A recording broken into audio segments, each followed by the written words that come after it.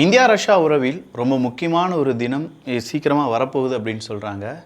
ஒரு ஒரு ஃபைட்டர் ஜெட்டுன்னு வச்சுக்கோங்களேன், அதை இந்தியாவிலே தயாரிப்பதற்கான முயற்சிகளில் இந்தியா ஈடுபட்டிருந்தது. அதற்கான முழு ஒத்துழைப்பையும் 100% அதனுடைய டெக்னாலஜி டிரான்ஸ்ஃபரையும் ரஷ்யா தர்றதுக்கு சம்மதம் தெரிவிச்சிருக்காங்க. ஸோ மேக் இன் இந்தியா திட்டத்தின் அடிப்படையில் இது வேறு லெவல் திட்டமாக இருக்கும் அப்படின்னு சொல்லப்படுது. இந்த நேரத்தில் தான் ரஷ்யாவுக்கு எதிராக உக்ரைன் ஒரு ட்ரோன் அட்டாக்கை நடத்தினாங்க. குறிப்பாக ரஷ்யாவினுடைய 4 ஏர்பேஸ் 40க்கும் அதிகமான விமானங்களை சுக்குநூறாக மாற்றிட்டோம். கண்டிப்பாக ஒரு 34% அவங்களுடைய விமானத்தை இனிமேல் பயன்படுத்த முடியாது. அவங்களுடைய மிசைல் சர்வீஸ் அப்படிங்கிறத இனிமேல் ஈஸியாக அவங்களால நினச்ச மாதிரி அந்த இடத்துலேருந்து எங்கள் நாட்டுக்குள்ளே அனுப்ப முடியாது.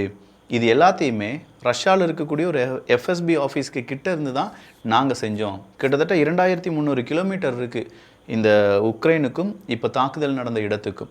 ஸோ ரஷ்யாவுக்குள்ளேயே வச்சு ஒரு ட்ரோனை பறக்க வச்சுருக்காங்க. அதற்கு ஆப்ரேஷன் ஸ்பைடர் வெப் அப்படின்னு சொல்லி பெயர் போட்டிருக்காங்க. அதை இப்போது ஜெலன்ஸ்கி அவர்கள் ஒத்துக்கொண்டிருக்கிறார். என்னெல்லாம் இந்த உலகத்தில் நடந்துகிட்ருக்கு அப்படிங்கிறதெல்லாம் இந்த ஒரு பதிவில் பார்க்க போகிறோம். நான் உங்கள் விக்கி, இது உங்கள் தமிழ் விதை. ஷார்ட்டாக கொஞ்சம் செய்திகள். முதல் செய்தியாக நம்ம பார்க்க வேண்டியது எது அப்படின்னு பார்த்தீங்கன்னா ரஷ்யா தான். ரஷ்யா உக்ரைன் அமைதி பேச்சுவார்த்தை வரப்போகுதுன்னு சொன்னாங்களே, இன்றைக்கி இஸ்தான்புல்லில் வச்சு பேச்சுவார்த்தை நடக்க போகுது அப்படின்னு சொன்னாங்களே, அது நடக்குமான்னு கேட்டால் எஸ், நடக்கும். ரஷ்யாவினுடைய டெலிகேட் ஆல்ரெடி இஸ்தான்புல்லுக்கு போயிட்டாங்க. ஜெலன்ஸ்கி அவர்களும் அறிவித்திருந்தார், எங்களுடைய டெலிகேட்டும் இஸ்தான்புல்லுக்கு போயிடுவாங்க, அமைதி பேச்சுவார்த்தை நடக்க வாய்ப்புகள் இருக்குது அப்படின்னு சொல்லி. இந்த நேரத்தில் தான் 117 ட்ரோன் மொத்தமாக 4 ட்ரக்கில் அந்த 117 ட்ரோன்ஸும் ஒரு மொபைல் ஹோம்ஸ் வழியாக ஒவ்வொரு இடத்துக்கும் அனுப்பப்பட்டிருக்கு. அதை எப்படியோ உக்ரைன்லேருந்து ரஷ்யாவுக்குள்ளே கொண்டு வந்திருக்காங்க உக்ரைன். இது எதுவுமே ரஷ்யாவினுடைய உளவு பிரிவுக்கு கிடைக்காத செய்தியாக இருந்திருக்கு. சொல்லப்போனால் ரஷ்யா இதில் பெரிய தோல்வியை சந்தித்து இருக்கிறார்கள். உள்நாட்டில் இருக்கக்கூடிய மக்கள் இப்போ எல்லாருமே பயந்திருப்பாங்க. மாஸ்கோ வர இந்த யுத்தம் நீண்டு விட்டது அப்படிங்கிறத இப்போ பலரும் ஒத்துக்கொண்டார்கள். ஸோ இவ்வளோ ட்ரோன்ஸ் உள்ளே வந்திருக்கு, மொபைல் ஹோம்ஸ் உள்ளே வந்திருக்கு, அதுக்குள்ளே ட்ரோனை வச்சுருக்காங்க. சரியான நேரத்தில் அந்த ட்ரோன்ஸ் எல்லாத்தையுமே அந்தந்த இடத்தை நோக்கி, அவங்களுடைய டார்கெட்டை நோக்கி பறக்க வைக்கணும். இதற்கு ஒரு கம்யூனிகேஷன் தேவைப்படும். இந்த கம்யூனிகேஷனையும் உக்ரைன் செஞ்சுருக்காங்க. அப்போ 117 ட்ரோன் வழியாக 4 ஏர்பேஸ் 40 விமானங்கள் கிட்டத்தட்ட ஒரு 60,000-80,000 கோடி ரூபாய் அளவுக்கான செலவுகளை நாங்கள் ரஷ்யாவுக்கு ஏற்படுத்தி இருக்கிறோம். அந்த அளவுக்கான பெரிய ஒரு அட்டாக்கை நாங்கள் நடத்தியிருக்கோம் அப்படின்னு சொல்லி ஜெலன்ஸ்கி அவர்கள் சொன்னபோது ரஷ்யாவால் இதை மறுக்கவே முடியாது. காரணம் இருக்குது, இதற்கான வீடியோ ஃபுட்டேஜ் எல்லாமே வெளியில் வந்துருச்சு. ரஷ்யாவினுடைய ஃபைட்டர் ஜெட்ஸ், ரஷ்யாவினுடைய பாம்பர் ரக விமானங்கள் இது எல்லாமே தீப்பற்றி எரியக்கூடிய அந்த வீடியோ படு வைரலாக இருந்துச்சு என்பது குறிப்பிடத்தக்கது. அப்போ உக்ரைன் சொன்ன மாதிரி அவங்க அடிச்சிட்டாங்க. உக்ரைனுக்கு இனி இழக்கிறதுக்கு எதுவுமே கிடையாது. அதனால் இந்த உக்ரைன் இவ்வளோ பெரிய தாக்குதலை நடத்தியிருக்காங்க. இதுதான் இப்போ கடைசியாக வந்திருக்கக்கூடிய தகவல். ஆனால் உக்ரைனுக்கு இழப்பதற்கு எதுவுமே கிடையாது அப்படின்னு சொல்ல முடியாது. மினரல்ஸ் இருக்குது, மக்கள் இருக்காங்க, மக்களுடைய நம்பிக்கை இருக்குது, இந்த யுத்தம் என்னைக்காவது முடியும் அப்படிங்கிற பல கனவுகள் இருக்குது. இது எல்லாத்தையும் தாண்டி ஜெலன்ஸ்கி அவர்கள் இப்போது பெரிய ஒரு ரிஸ்க் எடுத்திருக்கார். அப்போ ரஷ்யாவை இப்படி அடிச்சிட்டாங்கன்னா ரஷ்யா சமாதானமாக போயிருமான்னு கேட்டால் இல்லை. ரஷ்யா இதற்கு பதிலுக்கு ஒரு 3 மடங்கு 4 மடங்கு எக்ஸ்ட்ராவாக அடிப்பாங்க. அந்த நேரம் உக்ரைனால் இதை தாங்க முடியுமா, இல்லை நேட்டோ நாடுகளுக்கு எதிராக ரஷ்யாவினுடைய படை நகருமா அப்படிங்கிற பல கேள்விகள் இருக்குது. ஏன்னா இந்த இடத்துல உக்ரைனுக்கு பெருசாக உதவிய நாடுகள் நேட்டோ நாடுகளாக தான் இருக்கும் அப்படின்னு சொல்கிறாங்க. ஃபின்லாண்டினுடைய ICI அப்படிங்கிற ஒரு நிறுவனம் தான் இதற்கு பின்னணியில் மூளையாக செயல்பட்டிருக்கும் அப்படிங்கிற ஒரு தகவல் வெளியாகி இருக்கிறது. நேட்டோவினுடைய சேட்டலைட் கம்யூனிகேஷனை உக்ரைன் பயன்படுத்தி இருக்கலாம் அப்படின்னு சொல்லப்படுது. ஸ்டார்லிங்க் உக்ரைனுக்கு உதவியாக இருந்ததா அப்படிங்கிறதுக்கான விசாரணையை ரஷ்யா செய்து வருவதாகவும், ஆக்டிவாக அந்த டைமில் எந்தெந்த சேட்டலைட் இருந்தது அப்படிங்கிறதுக்கான டீட்டெயில்ஸை ரஷ்யா எடுத்துகிட்டு இருக்காங்க என்கிற தகவலும் வெளியாகி இருக்கிறது. இது எல்லாம் ரஷ்யா உக்ரைனுடைய அப்டேட். அடுத்ததாக இப்போது பாரிஸ் நம்ம எடுத்து பார்த்தோம்னா 2 தினங்களாக அங்கே பெரிய கலவரம் அப்படிங்கிறது நடந்து வருது. ஸோ PSG அப்படின்னு சொல்லக்கூடிய ஒரு அணி அங்கே ஃபுட்பால் வின் பண்ணுறாங்க. அப்படி வின் பண்ணுறதுனால அங்கே நிறைய கொண்டாட்டங்கள் வருது. கொண்டாட்டங்கள் திடீர்னு கலவரமாக மாறுது. அந்த கலவரத்தில் 600க்கும் மேற்பட்ட தீ அப்படிங்கிறது ஏற்படுத்தப்பட்டிருக்கு. 13க்கும் அதிகமான பேருந்துகள் தீக்கரையாக்கப்பட்டிருக்கிறது. 200க்கும் அதிகமான கார்கள் சேதமாகியிருக்கின்றன. பல பைசைக்கிள்ஸ், ஏகப்பட்ட நபர்களுக்கு காயம், 190 பேருக்கு மேலே காயம், 2 நபர்களுடைய உயிர் பிரிந்து விட்டது அப்படின்னு சொல்லியிருக்காங்க. இப்படின்னு சொல்கிற ஒரு பெரும் கலவரத்தை கண்டு வருகிறது பாரிஸ். லவ்வர்ஸ் அப்படின்னு சொல்கிறத விட இப்போ அங்கே கலவரக்காரர்கள் அப்படின்னு சொல்கிறது தான் கூடுதலாக இருக்காங்க என்பது தகவல். பாகிஸ்தான் 2 தினங்கள் அவங்களுடைய நேவல் ட்ரில்லை செஞ்சு முடிச்சிருக்காங்க. சப் கன்வென்ஷனல் மற்றும் அசமெட்ரிக் த்ரெட்ஸ் இதை எப்படி எதிர்கொள்வது அப்படிங்கிறது தான் பாகிஸ்தானுடைய கப்பற்படையினுடைய இந்த ஒத்திகை. ஸோ பாகிஸ்தானுடைய இந்த கப்பற்படை ஒத்திகை கம்ப்ளீட் சக்ஸஸாக முடிந்ததாக பாகிஸ்தான் அறிவிப்பை வெளியிட்டிருக்கிறார்கள். போலந்தினுடைய பிரசிடென்ட் எலெக்ஷன் யூரோப்புக்கே ரொம்ப முக்கியமான எலெக்ஷனும் கூட.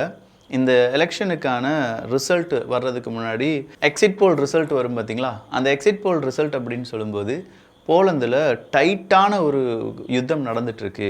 ஸோ அவங்களா இவங்களா அப்படிங்கிறத விட 2 பேருக்குமே சம வாய்ப்புகள் இருப்பதாக சொல்லப்பட்டு வருகின்றன. ஸோ போலந்தில் இப்போ இருக்கக்கூடிய கட்சி அவங்களுடைய ஆட்சியை இழக்கும் பட்சத்தில் இப்போ நடக்கக்கூடிய ரஷ்யா உக்ரைன் போரில் பெரிய ஒரு மாற்றத்தை நாம் எதிர்பார்க்கலாம். ஈராக் இன்னைக்கு இஸ்ரேலை வன்மையாக கண்டித்திருக்கிறார்கள். லெபனான் பக்கமாக அடிக்கடி உங்களுடைய தாக்குதல் இருக்குது அப்படின்னு சொல்லி ஈராக்கினுடைய கண்டனம் இருக்கிறது. இன்றைக்கும் இஸ்ரேல் அவங்களுடைய தாக்குதலை காசா பகுதியில் நடத்தியதன் காரணமாக 30 நபர்கள் கொல்லப்பட்டார்கள் என்பது செய்தி. இந்த 30 நபர்களும் சாதாரண மனிதர்கள். இவங்களை எப்படி உனக்கு கொல்ல மனசு வந்துச்சு இஸ்ரேல் அப்படிங்கிற கேள்விக்கு நாங்கள் மனிதர்களை பார்த்து எங்களுடைய தாக்குதலை நடத்தலை, இராணுவ தளவாடங்களை பார்த்து தான் தாக்குதலை நடத்தணும் அப்படின்னு சொல்கிறாங்க. ஆனால் அது நம்புகிற மாதிரி இல்லை என்பது எல்லோருக்கும் தெரிஞ்ச விஷயம்தான்.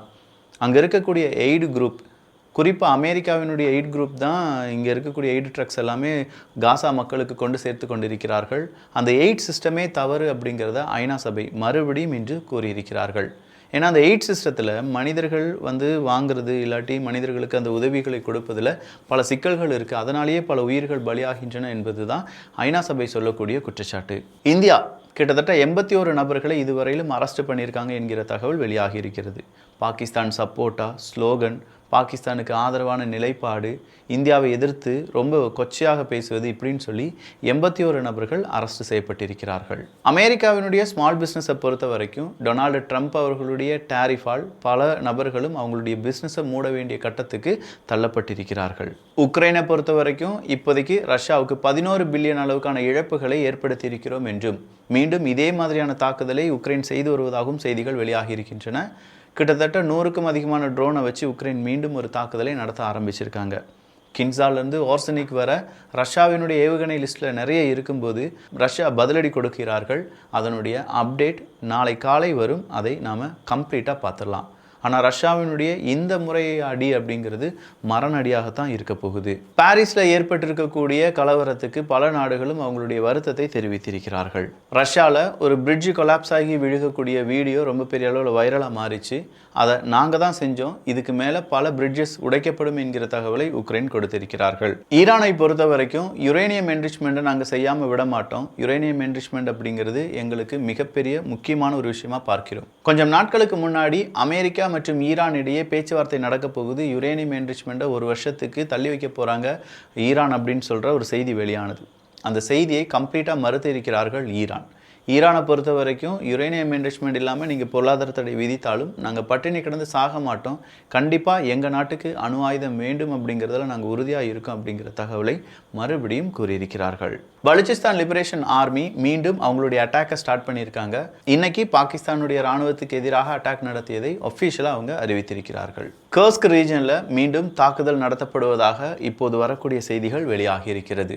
ஸோ கர்ஸ்க் ரீஜன் அப்படிங்கிறது இப்போது தான் யுத்தத்திலிருந்து மீண்டு வந்த ஒரு பகுதி, குறிப்பாக ரஷ்யாவினுடைய ஒரு பகுதி. அதுக்குள்ள உக்ரைன் இராணுவ வீரர்கள் உள்ளே வந்திருந்தார்கள். அத்தனை நபர்களையும் விரட்டிவிட்டார்கள் ரஷ்யா அப்படிங்கிற செய்தியுடன் கர்ஸ்க் பகுதிக்கான செய்திகள் இல்லாமல் இருந்தது. இப்போ மீண்டும் கர்ஸ்க் பகுதியில் தாக்குதல் நடந்திருப்பதாக செய்திகள் வலம் வருகின்றன. ஸோ நாளைக்கு ரஷ்யா உக்ரைனுக்கான அப்டேட் அப்படிங்கிறது கூடுதலாக வர்றதுக்கான வாய்ப்புகள் ஏகப்பட்டதாக இருக்குது. அதெல்லாம் தெரிந்து கொள்ள வேண்டும் என்றால் விதை வியூகம் தமிழ் பொக்ஷம் சேனலை சப்ஸ்கிரைப் பண்ணிக்கோங்க. நல்லதை பகிர்ந்து ஷேர் பண்ணி நல்ல சமுதாயத்தை உருவாக்குவோம். நன்றி, வணக்கம்.